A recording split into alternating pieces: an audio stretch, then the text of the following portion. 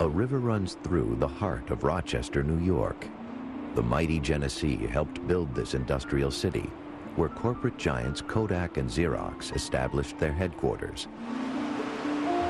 But the river is also where a notorious serial killer dumped the bodies of most of his victims, one by one. He became known as the Genesee River Killer. Once you kill somebody, killing somebody else is a snap of a finger. His name is Arthur Shawcross. Over a 2-year period, he instilled fear throughout the city as he murdered at least 11 women. I was convicted of 11, suspected of 19 more, and, I'm not going no farther. He preyed mostly on prostitutes, strangling and suffocating them with his bare hands. They weren't kicking it at all. You hit the pressure point, you don't move. He mutilated some of the bodies and even claimed to have eaten their flesh. I don't know why I did it. It just something that happened in the spur of the moment. That was it. As the body count grew, the Rochester Police Department formed a task force that would become the largest in the city's history. We had a conference room, which we called the War Room. Photographs of the deceased were put on the wall. Any information that was gathered was put on the wall. The task force worked around the clock. Long hours, winter time, freezing, 18-hour days. It was rough for a year and a half. The entire city of Rochester was unnerved. There was an ominous cloud that kind of hung over the community. Certainly it's true it hung over law enforcement. From top to bottom, everybody was concerned about getting this guy. It all began on March 23, 1988, when a hunter stumbled upon a body in Salmon Creek and called police. The victim was identified as 27-year-old Dorothy Blackburn, a known prostitute. An autopsy revealed that she had been strangled. Dorothy was a tough street hooker, and if somebody tried to hurt her, she would fight. She wouldn't take any garbage. The city was hit hard by the crack epidemic, and certain areas like Lyle Avenue were flooded with prostitutes working for quick drug money. There's so many girls around, it was like a joke. Loaded with prostitutes, loaded with hookers, absolutely. Up and down the street, 24/7. Dorothy worked on Lyle Avenue, and to police, her murder seemed like a routine homicide. It's a dangerous occupation. It could be a John that didn't want to pay. It could be her pimp. So at that time, we had no idea. 7 months later, a man was rummaging through debris in the woods down by the Genesee River Gorge when he saw what he thought were the skeletal remains of a deer. Then he saw clothing nearby and called police. The body was so badly decomposed, it could not be recognized. We had to recreate her face, had the skeleton recreated into an actual face. After seeing the recreation in the newspaper, her father identified the woman as 28-year-old Anna Steffen, a prostitute from Lyle Avenue. The medical examiner ruled the cause of death as probable asphyxiation. Still, police didn't think the two murders were connected. In any urban area where prostitution occurs, there may be violence involving prostitutes. So I think initially there wasn't a real alarm. Almost a year passed before police were called to the river once again. This time, it was the body of Patty Ives, a Lyle Avenue prostitute found on October 27, 1989. There were 3 prostitutes that we knew were prostitutes on Lyle Avenue, and they were hidden. And it's not like, somebody drags a prostitute in the alley and stabs her and leaves her lay. Somebody took the time to hide these bodies. And that's when I thought that we had a serial killer in Rochester. The police put Lyle Avenue under 24-hour surveillance and warned the women there to be on guard. We were telling them to be careful, work in pairs. If you're going to work the streets, work with somebody you know. Don't be alone, and be very cautious. But it was business as usual for the elusive serial killer. Despite the massive police presence, the killings became more frequent. It was very frustrating. I mean, we had the area scoured with our tactical unit, undercover police officers, and apparently he was picking up girls right under our noses. On a cold Thanksgiving day in 1989, police responded to another body found near the Genesee River. It was a deserted area. Her body was found under carpeting by a young man walking his dog.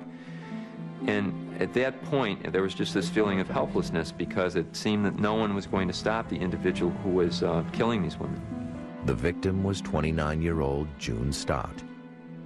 Can you tell us something about her physical condition? Describe how the body was? No, we can't, because that's all investigative information. What police wouldn't say was that June Stott's body was unlike the others. June Stott was entirely different. She'd been subjected to a post-mortem mutilation, a very deep wound from the top of the chest down to the vaginal area, and had been eviscerated to a certain degree. It seemed the killer was growing bolder and more disturbed with each victim. The FBI was called in to help create a profile of the suspect. One of the first things we did is go out and take a look at the area, the crime scenes, where the bodies were dumped, get a look at the River Gorge area. They felt that the location of the dump sites was a clue to the killer's identity. People choose dump sites because they're comfortable or familiar with the area, probably a fisherman or familiar with that gorge area for reasons besides the homicide itself.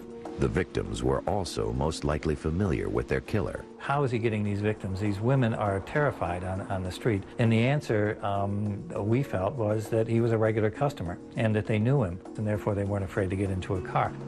The FBI believed the offender was most likely a white male with a history of violent crime who held a menial job and was probably married or had a girlfriend.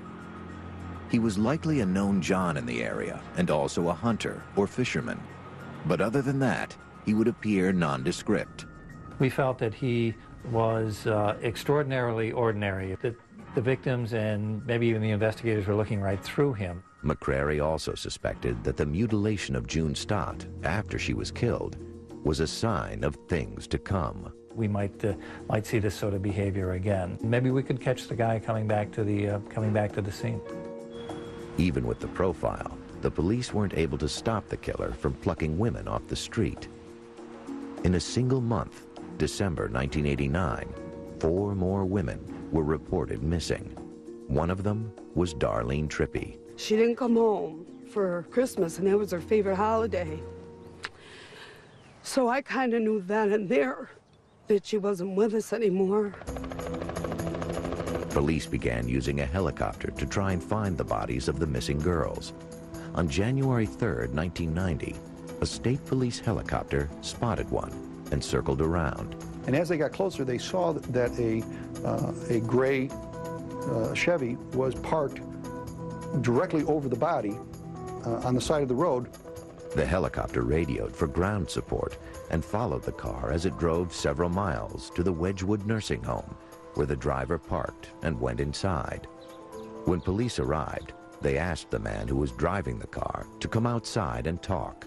Is this a coincidence that he happened to stop on this road directly over the body, just happened to be in the wrong place at the wrong time?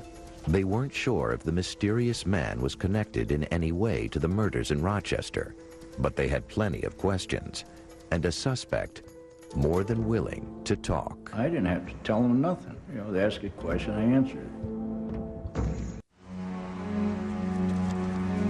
On January 3rd, 1990, police began questioning 44-year-old Arthur Shawcross outside the Wedgwood nursing home in Spencerport, New York.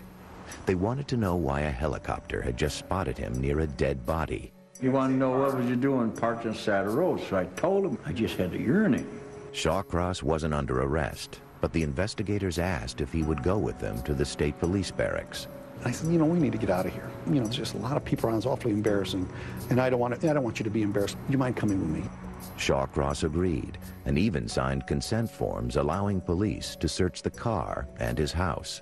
He was as calm as he could be. He was as cooperative as he could be, and it was almost as if he wanted not to draw attention to himself and try to come off as a regular guy. But when they ran the name Arthur Shawcross through the police computer, they discovered that he had killed in the past. Put his name in. The very first thing that pops up is burglary, arson, manslaughter. Well, now we know. We got a player. Without any evidence to charge him with a crime, the police tried to learn as much from him voluntarily as they could. The whole purpose of this interview was to elicit information. Made it clear to him that he's free to leave. You know, we just need to talk. Shawcross was more than happy to oblige. And they talked to me for half the night and didn't arrest me or nothing. The police took their time with Shawcross, asking about his childhood. He said he grew up in Brownville, New York, a small town near the Canadian border. Never really had anything bad to say about his parents, or his family, or his upbringing. After being drafted into the Army in 1967, he completed a tour of duty in Vietnam.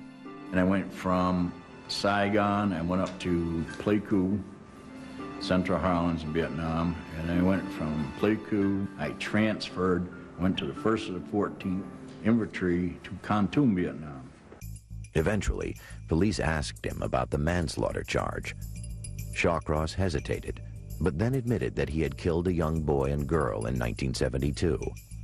He had served 15 years in prison and was paroled to Rochester in 1987. He attempted to portray himself as very sad for what he had done, and he knew that this was a real bad thing. Shawcross also talked about his current life in Rochester. It turned out the car he was driving was owned by his mistress, Clara Neal, who worked at the Wedgwood nursing home. He was also married to a woman named Rose, his 4th wife, whom he had met while in prison. I was writing to a couple of teenage girls, and they were writing, then they introduced me to their mother, and I started writing the mother, and then the mother came to visit. Shawcross began living with Rose as soon as he was released from prison, and they eventually married. He was now working at night, chopping salads at a local food service company. But what really got the investigators' attention was when he talked about his favorite fishing spots. He's telling us about Genesee River Gorge. Well, we've got a body there. He's talking about another place. Well, we've got a body there. He likes to fish here. We had a body there.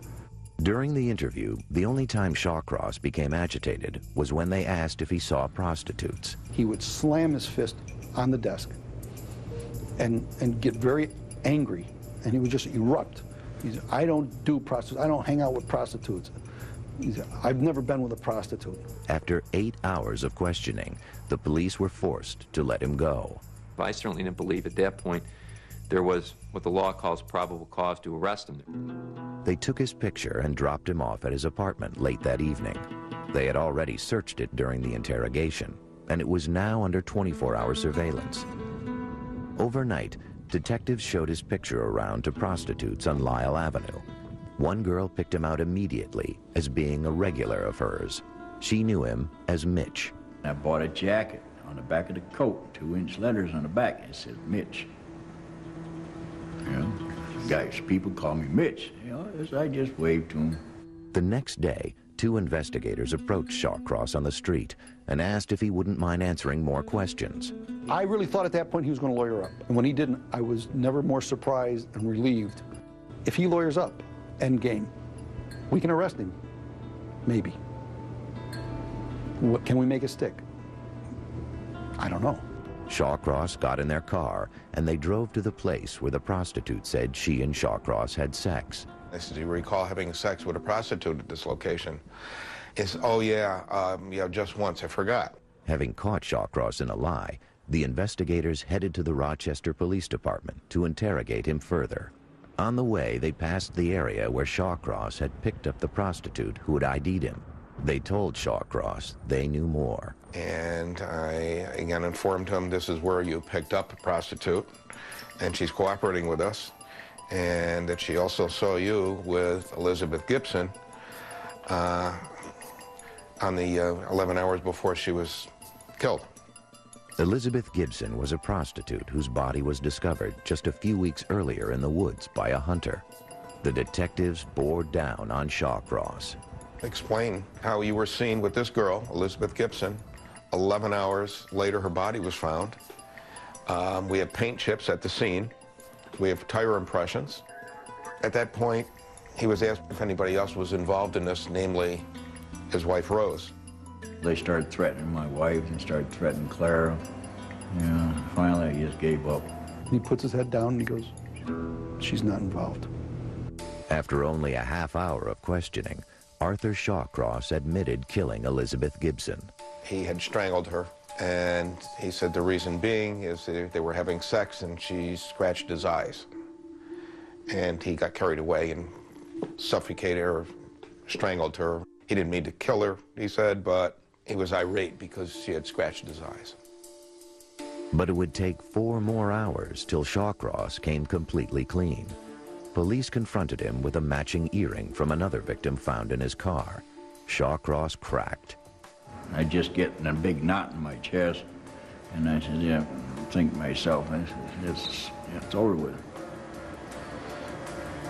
The cops gave Shawcross a stack of photographs of dead and missing women.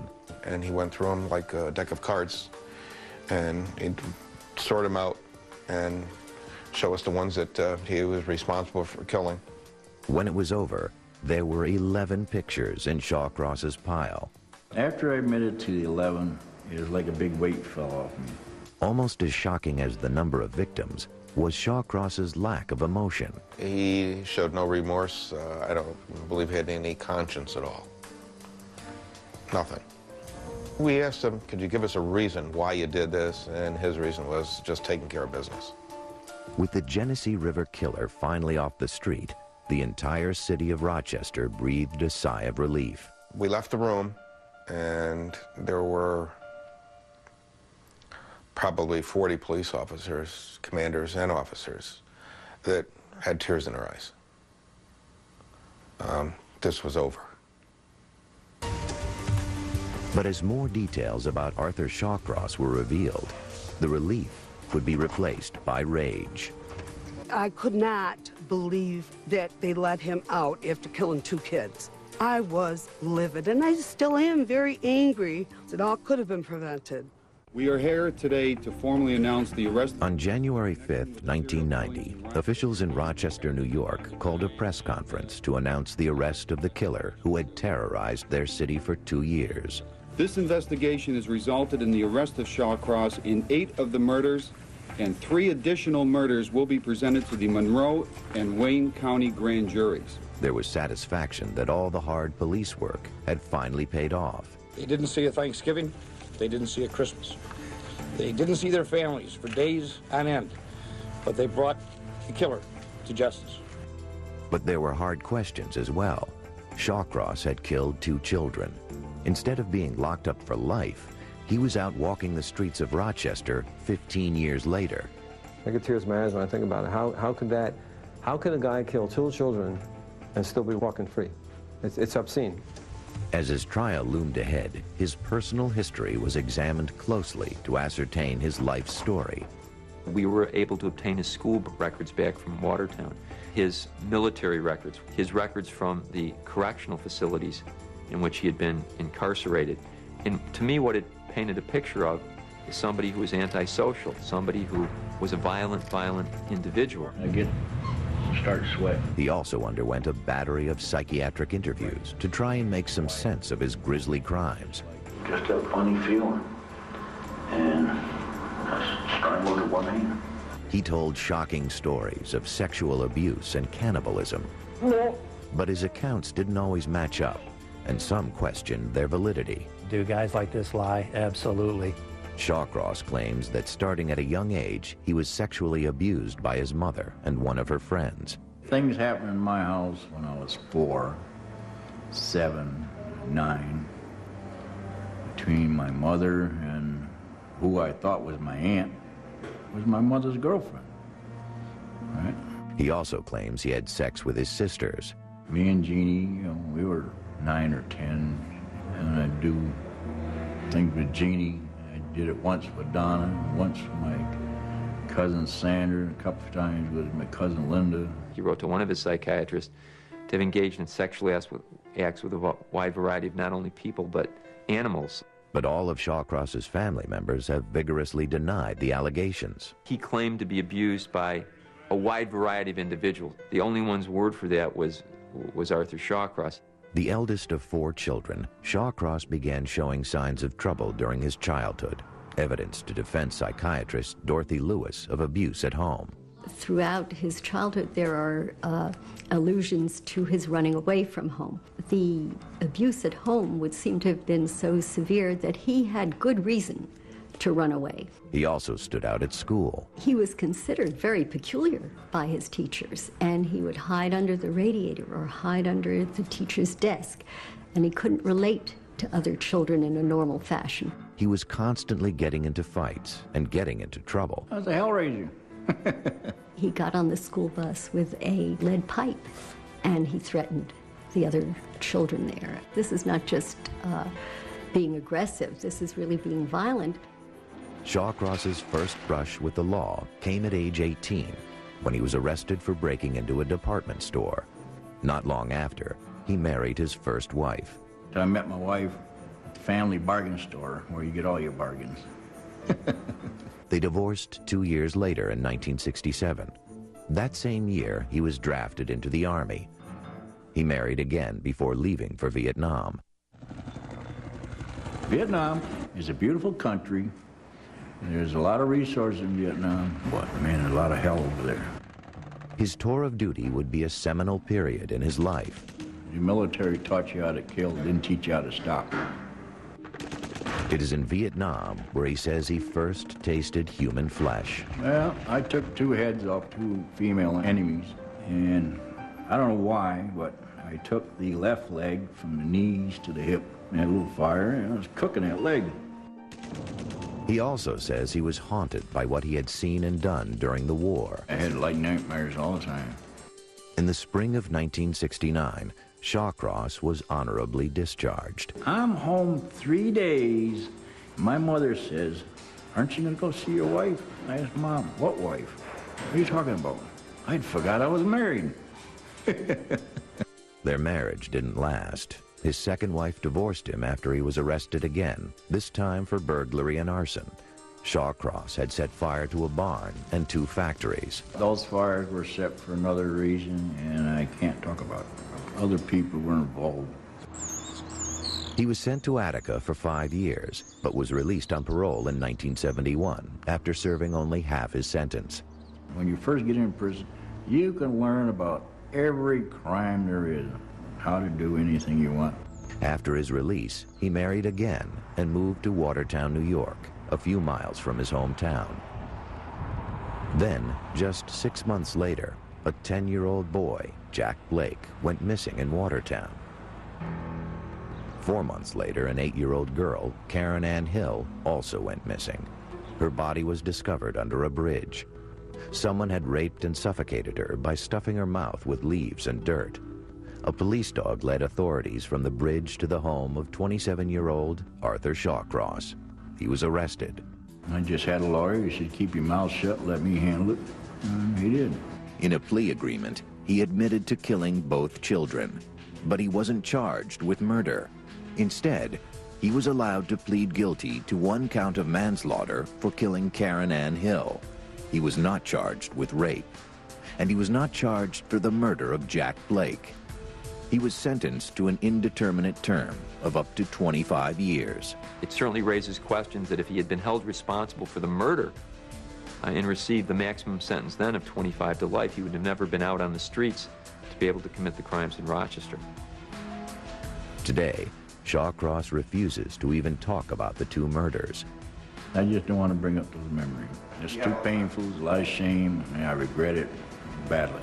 But after serving 14.5 years for killing a child, he would be released and soon start killing again. On April 29, 1987, Arthur Shawcross was released on parole from prison after serving 14.5 years for killing 8-year-old Karen Ann Hill.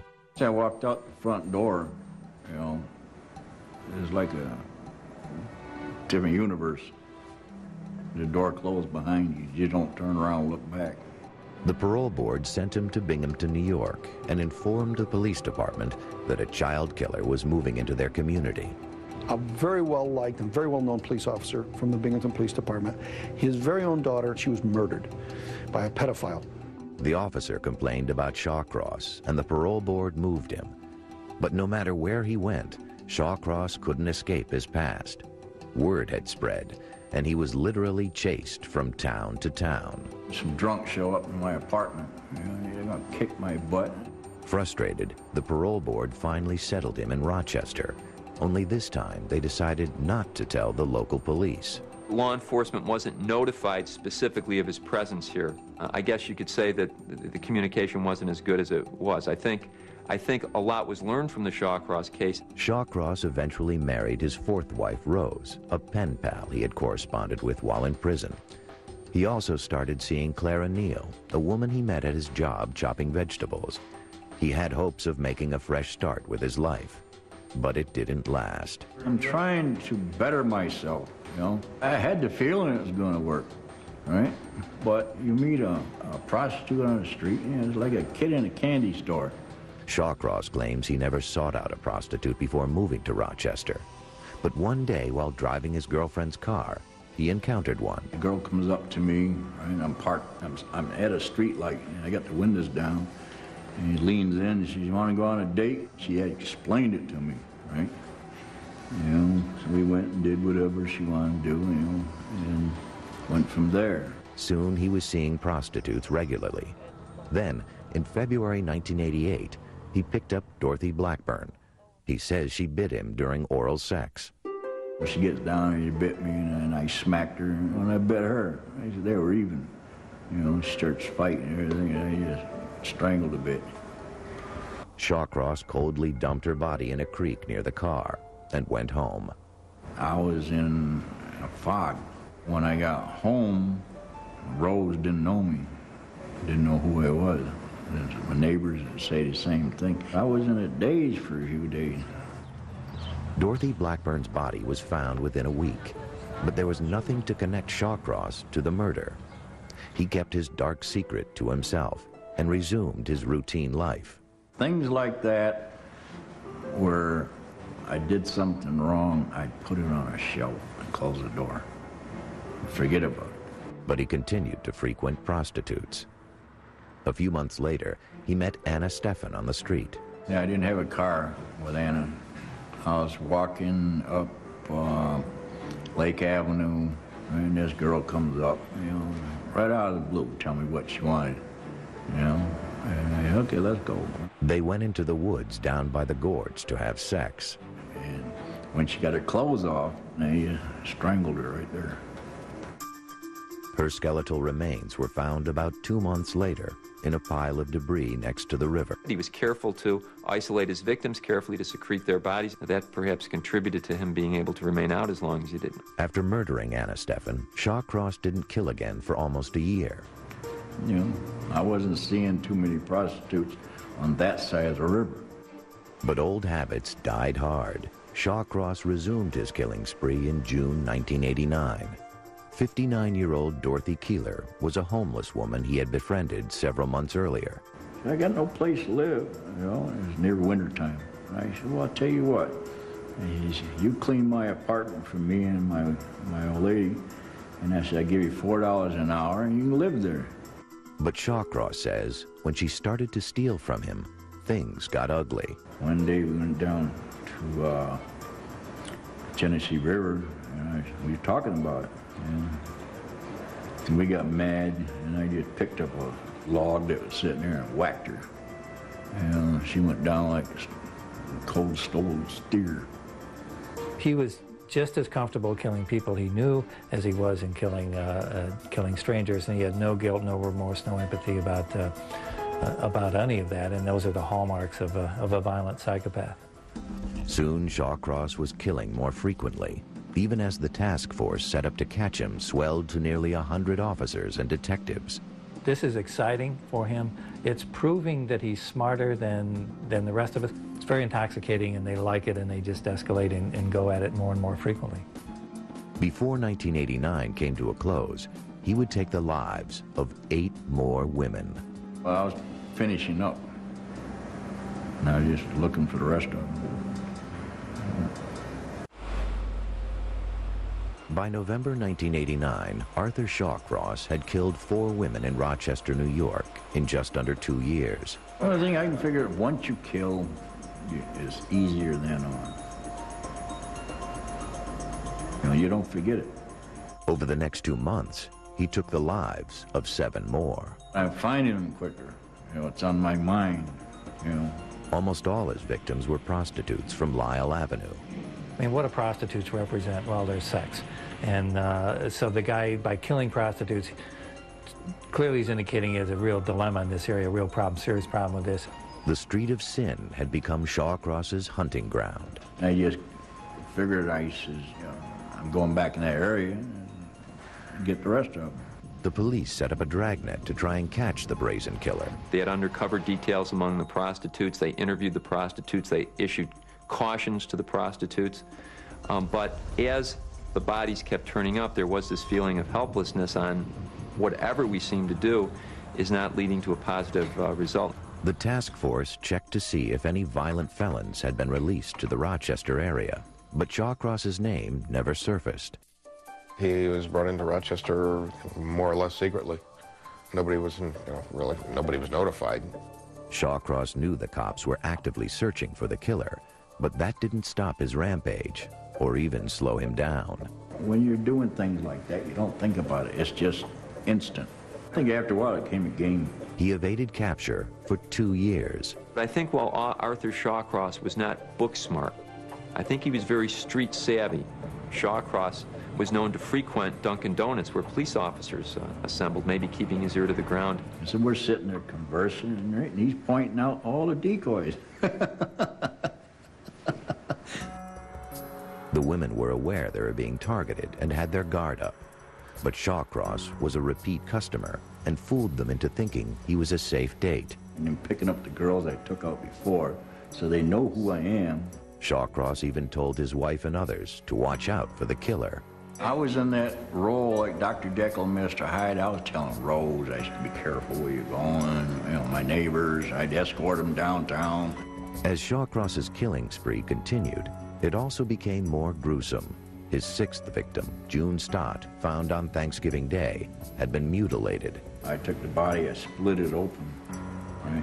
I don't know what I was thinking. She was cut from the base of her sternum to her pubic area, and obviously it seemed that the level of violence was increasing. What we're seeing is really the underlying pathology of the offender coming out. These are definitely sexually violent crimes, and I think that the mutilation of the vaginal area of June Stott is just another manifestation of that, another focus on that underlying problem. Soon, 2 more women were reported missing, 22-year-old Maria Welch and 32-year-old Darlene Trippi. Every time the phone rang, my heart would go to my feet. And I would be hoping it was her, Their bodies weren't found until Shawcross led police to the dump sites after his arrest. And it was very difficult because I'm the older sister and I just couldn't take care of her. I couldn't help her then. His 10th victim, June Cicero, was reported missing just a few days before Christmas.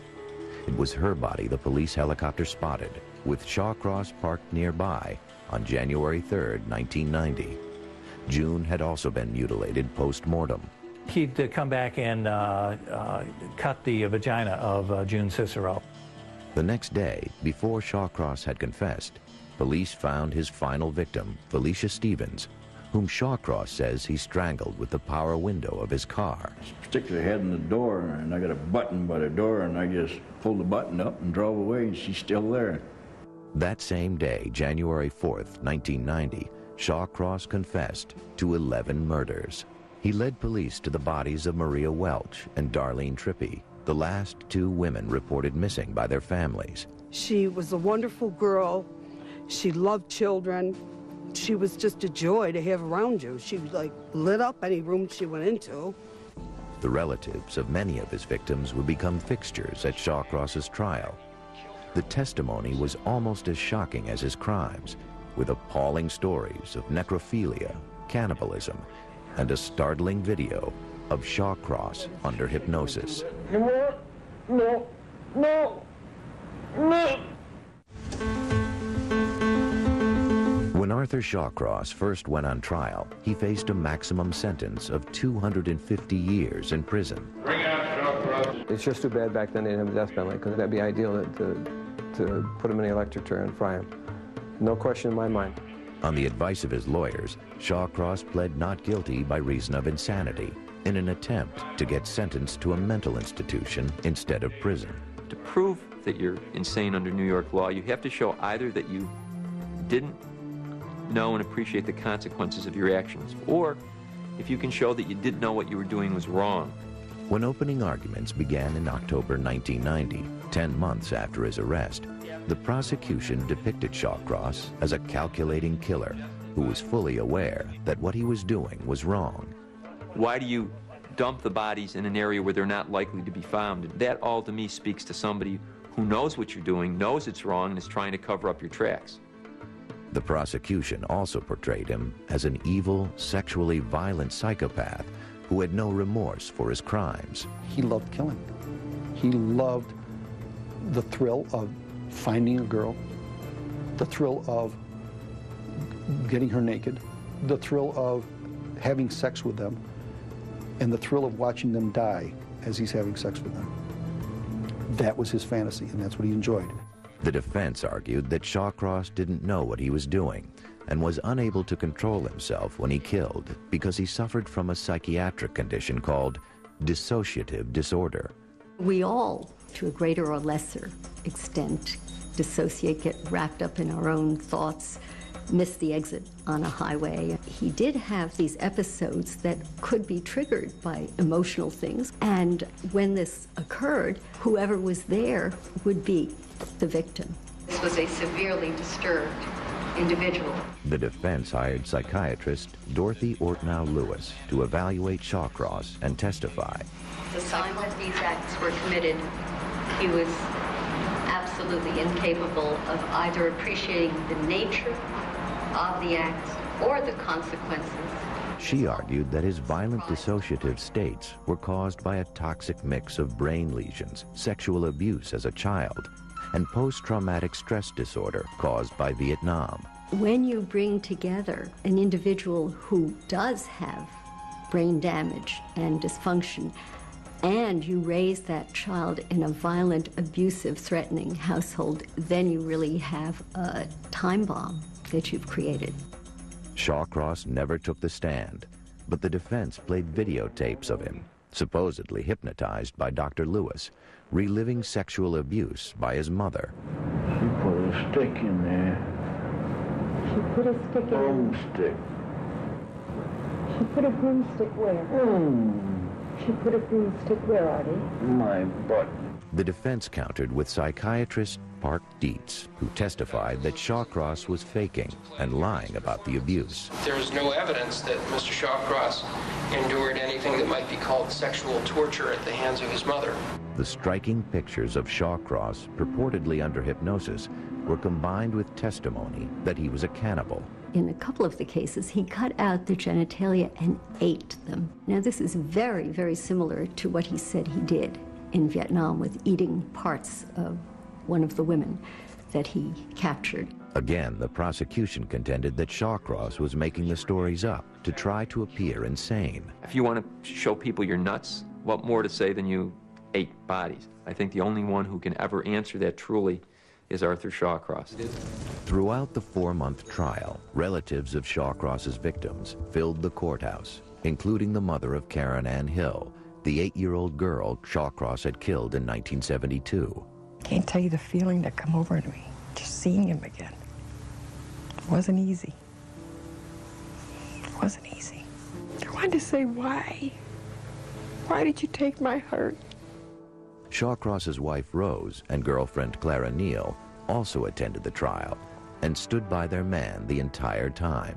He's not a monster. He is a loving human. Please believe me. The jury deliberated for 6 hours over 2 days before delivering the verdict. Members of the jury, how do you find in the matter of the people of the state of New York versus Arthur Shawcross? Guilty. Shawcross was found guilty on all 10 counts of murder, but it was little consolation for all the families who had lost a loved one. I think about Darlene every day. She was a person, alive, had a lot going for her, and he took it all away. Shawcross was sentenced to the maximum, 250 years in prison. All of us wish to understand what it is that happened. Do you have anything you'd like to say? No comment at this time. A few months later, he pled guilty to the murder of Elizabeth Gibson in neighboring Wayne County. If there is a hell, he should be at the lowest, on the lowest rung. I don't think he has one shred of remorse for the pain, agony, and suffering that he caused the victims and their families. Today, Shawcross is incarcerated at the Sullivan Correctional Facility in New York's Catskill Mountains. He has nothing but time to contemplate his heinous crimes. I feel sorry for a lot of things, and I don't feel sorry for some things. He has told different stories over the years and now claims he started killing prostitutes as revenge because he thought one of them had given him AIDS. And this one woman, she tells me, she's one of the girls you took out in this area is HIV positive. And that ate at me. Then I started going back and knocking down just those I took out in that area. He acknowledges that he used to have trouble controlling his rage. Anger will jump out, you know. I can control it now. I couldn't control it back then. When I first got here, you know, I was angry all the time, but over the years I mellowed out. But Shawcross also says that if given the chance, he might kill again. Nobody knows what will happen tomorrow until it gets here. Tomorrow never shows up. You can learn from your past. You can't learn from what's going on in the future. Nobody knows it. Clara Harris did kill her husband, but to what degree is she responsible? Why are kids killing at such an alarming rate? Year after year, raising the bar on criminal justice programs. American Justice, next, only on A&E.